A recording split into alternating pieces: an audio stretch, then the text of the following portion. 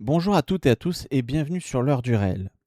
Merci à toutes celles et ceux qui regardent les vidéos, qui s'abonnent et qui soutiennent la chaîne. Merci sincèrement. Aujourd'hui, je vais vous parler d'une affaire qui me révolte. Deux hommes viennent de terminer leur nuit de travail. Une cigarette leur est demandée. Ils refusent. Quelques instants plus tard, l'un d'eux est tailladé à la gorge, au bras et à la jambe.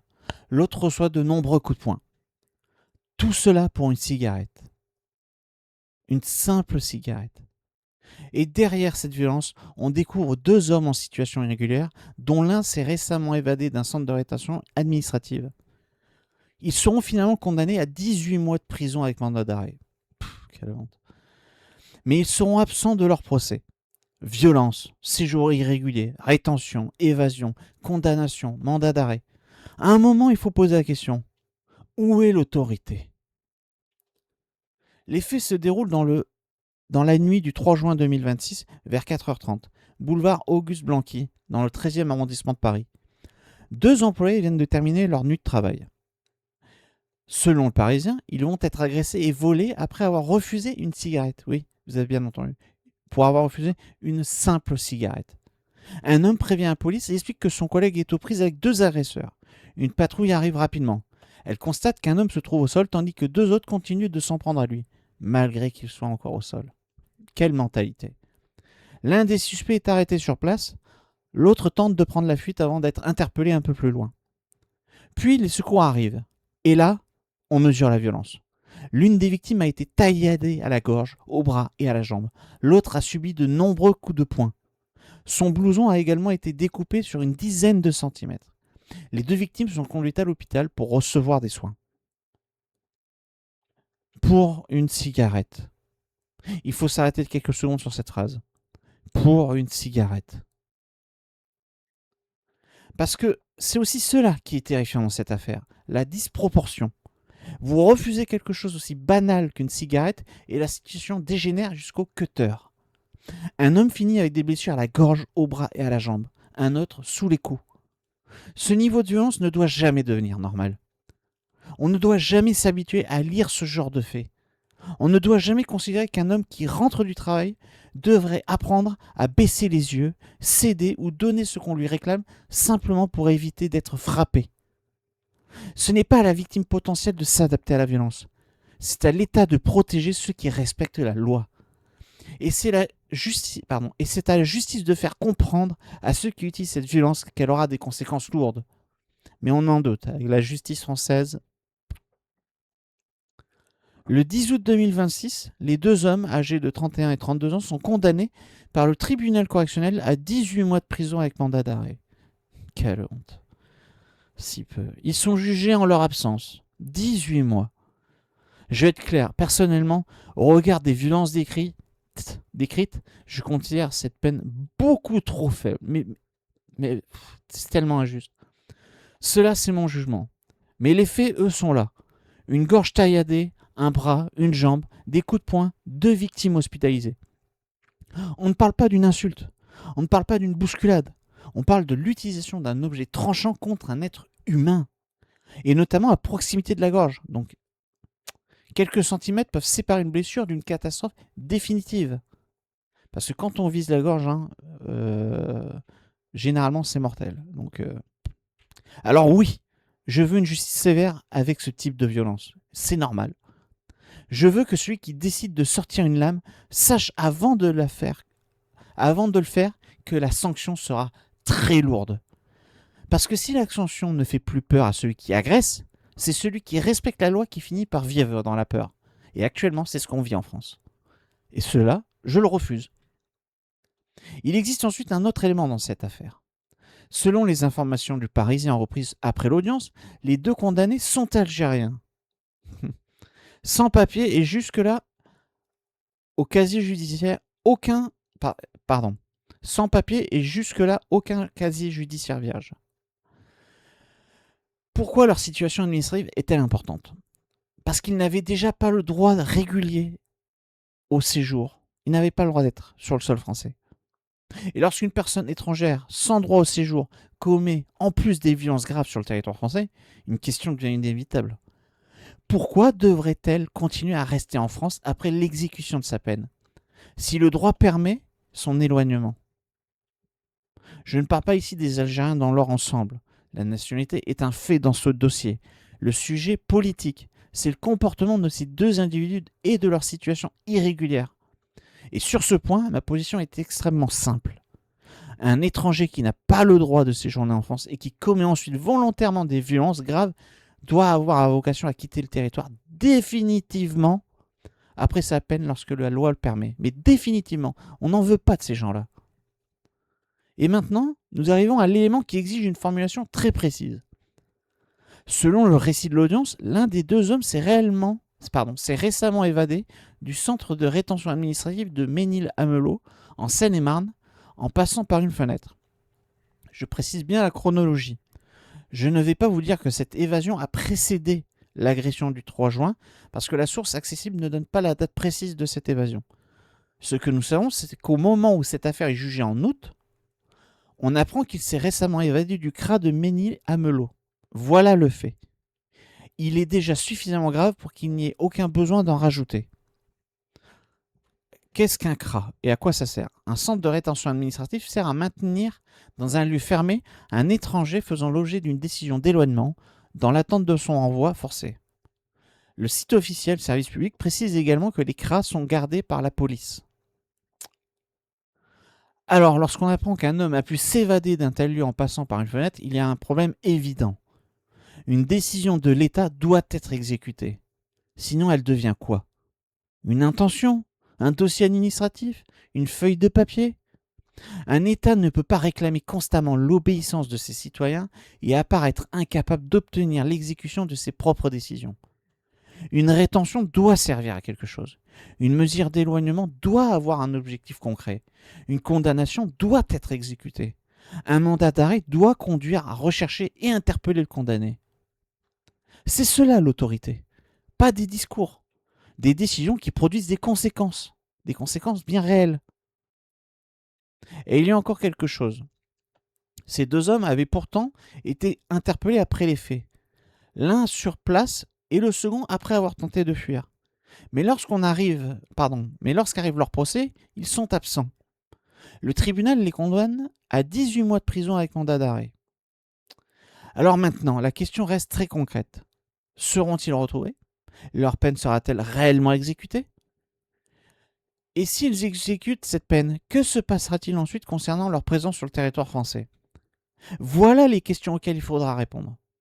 Parce qu'une condamnation n'est véritablement une sanction que lorsqu'elle est exécutée.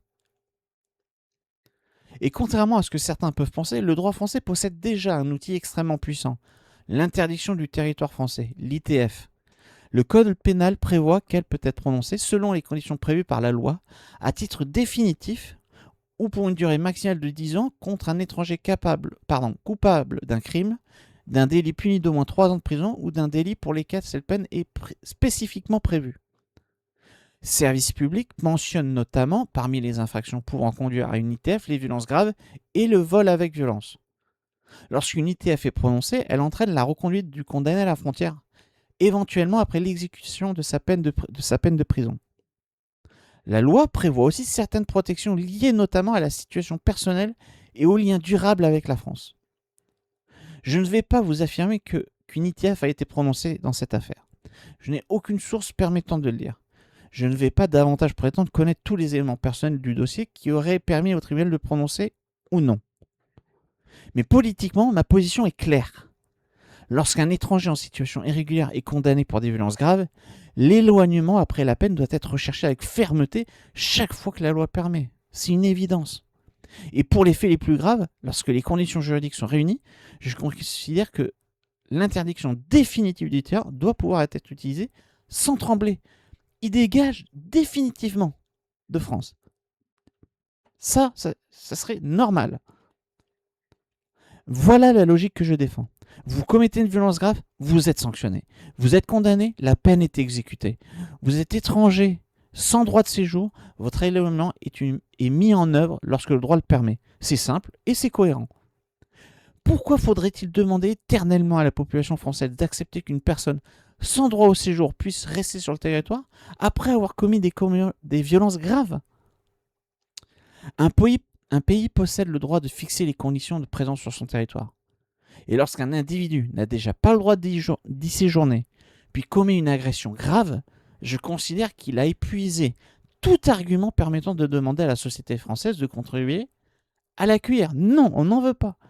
La priorité doit être donnée à la protection de ceux qui vivent ici paisiblement et qui respectent les lois. L'article indique également que les deux hommes avaient jusque-là un casier vierge. Très bien, c'est une donnée du dossier. Mais un casier vierge ne change pas la nature des faits pour lesquels ils viennent d'être condamnés. Une gorge tailladée reste une gorge tailladée. Un homme roué de coups reste une victime. Le traumatisme subi ne disparaît pas parce que l'auteur n'avait pas auparavant de condamnation inscrite à son casier. La justice peut évidemment prendre en compte les antécédents judiciaires, mais la société doit regarder la gravité de l'acte qui vient d'être commis. Et surtout, revenons aux personnes qu'on finit trop facilement par oublier dans les discussions politiques et judiciaires. Les victimes. Deux hommes qui venaient simplement de terminer leur travail de nuit. Imaginez, vous avez travaillé toute la nuit, vous êtes fatigué, vous voulez rentrer chez vous, quelqu'un vous demande une cigarette, vous refusez, et quelques instants plus tard, vous êtes conduit à l'hôpital. Voilà pourquoi je refuse la banalisation. Ce n'est pas à cette personne de se demander ensuite « Est-ce que j'aurais dû donner la cigarette ?» Non. Elle avait le droit de dire non. Un citoyen doit pouvoir dire non. Il doit pouvoir regarder quelqu'un, il doit pouvoir refuser une cigarette. Il doit pouvoir rentrer chez lui sans craindre une lame. Il existe un danger encore plus profond, l'habitude. Une nouvelle agression, un nouveau couteau, un nouveau cutter, une nouvelle victime. Et progressivement, on ne réagit plus. On lit le titre, on hausse les épaules, on passe à autre chose. Non! Une société civilisée ne doit jamais considérer comme normal que le refus d'une cigarette puisse conduire un homme à l'hôpital avec des blessures à la gorge. La sauvagerie ne devient pas acceptable parce qu'elle se répète. Elle devient au contraire plus urgente à combattre. Ensuite, les amalgames. Il existe également une conséquence dont il faut parler. Et oui, c'est normal. Des affaires comme celle-ci nourrissent la colère. Et c'est normal, il faut le comprendre. Et lorsque la colère s'accumule, certains finissent par généraliser le comportement de quelques individus à des populations entières. Mais bon, à force. La meilleure façon d'empêcher cela n'est pas de cacher la nationalité lorsqu'elle est pertinente. Ce n'est pas de dissimuler le séjour irrégulier. Ce n'est pas de minimiser l'évasion d'un CRA. C'est de traiter sévèrement les individus responsables. Les personnes d'origine algérienne qui travaillent, respectent la loi et ne commettent aucune violence n'ont évidemment rien à voir avec les actes de ces deux hommes.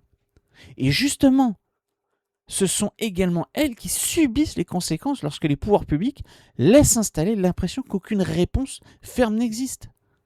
La responsabilité est individuelle. La sanction doit l'être aussi. Mais cette sanction doit être réelle. On vote énormément de lois en France. On produit énormément de procédures. On prononce énormément de décisions. Mais une question domine toutes les autres. Sont-elles exécutées ? Parce qu'une peine non exécutée ne protège pas. Une mesure d'éloignement non exécutée n'éloigne personne. Une rétention dont on peut s'évader ne remplit pas son objectif. Un mandat d'arrêt n'a de sens que si le condamné est finalement retrouvé. Voilà pourquoi cette affaire doit être suivie jusqu'au bout. Pas uniquement jusqu'au verdict, jusqu'à l'exécution. Je ne vais pas prétendre savoir que ces deux hommes avaient dans la tête. Je ne vais pas inventer leur motivation, je n'en ai pas besoin. Le problème est institutionnel. Lorsqu'un État laisse apparaître des failles successives dans l'exécution de ses décisions, son autorité s'affaiblit. Et une autorité affaiblie finit toujours par faire payer sa faiblesse à ceux qu'elle devait protéger. Le délinquant doit craindre les conséquences de ses actes. Ce n'est pas à l'homme honnête de vivre dans la crainte du délinquant. Alors je vais être très clair. Premièrement, les violences graves doivent entraîner des sanctions extrêmement lourdes. Deuxièmement, les peines prononcées doivent être réellement exécutées. Il y en a marre. Troisièmement, un centre de rétention doit être suffisamment sécurisé pour remplir son rôle. C'est dingue. Quatrièmement, lorsqu'un étranger en situation irrégulière commet des violences graves, Son éloignement après la peine doit être recherché chaque fois que le droit le permet. Ah oui, on n'en veut pas. Si c'est pas se comporter, il dégage. Cinquièmement, pour les faits les plus graves, l'interdiction définitive du territoire doit pouvoir être prononcée lorsque les conditions légales sont réunies. C'est le minimum. Ce n'est pas compliqué. Sanction, exécution, protection. Éloignement lorsque la loi le permet. Voilà ce que doit faire un État qui entend être respecté. Reprenons simplement les faits. Le 3 juin 2026, dans le 13e arrondissement de Paris, 2 employés qui viennent de terminer leur nuit de travail sont agressés et volés. L'un est tailladé à la gorge, au bras et à la jambe, l'autre reçoit de nombreux coups de poing. L'un des suspects est interpellé sur place. Le second est rattrapé après avoir tenté de prendre la fuite. Ils n'assument même pas. Le 10 août, les 2 hommes, âgés de 31 et 32 ans, sont condamnés à 18 mois de prison avec mandat d'arrêt. Ils sont absents de leur procès. Ils sont présentés comme deux Algériens sans papier. Et l'on apprend également que l'un d'eux s'est récemment évadé d'un centre de rétention administrative de Ménil-Amelot en passant par une fenêtre. Voilà les faits. Maintenant, il faut des conséquences. Une peine doit être exécutée. Une décision de l'État doit être respectée. Une violence grave doit être sévèrement sanctionnée. Et lorsqu'un étranger sans droit au séjour commet une violence grave en France, son maintien futur sur le territoire doit être mis en cause avec toute la fermeté permise par la loi. Parce que la priorité d'un État doit être extrêmement simple. Protéger les personnes qui respectent la loi contre celles qui choisissent la violence. 2 hommes terminaient simplement leur travail. Pour une cigarette refusée, ils ont fini à l'hôpital. On ne doit pas accepter cela. On ne doit pas banaliser cela. Et surtout, on ne doit jamais demander aux victimes de s'habituer à la faiblesse de l'État. La fermeté n'est pas la violence. La fermeté est précisément ce qui empêche la violence de faire la loi. Voilà le réel. Merci à toutes et à tous d'avoir regardé cette vidéo jusqu'au bout. Dites-moi dans les commentaires ce que vous pensez de cette condamnation, de l'exécution des peines et de l'éloignement des étrangers en situation irrégulière condamnés pour des violences graves. Et si vous souhaitez soutenir l'heure du réel et ne manquer aucune prochaine vidéo, pensez à vous abonner à la chaîne s'il vous plaît, à commenter et à partager. Merci à toutes et à tous pour votre soutien. Et à très bientôt sur l'heure du réel. Au revoir et merci.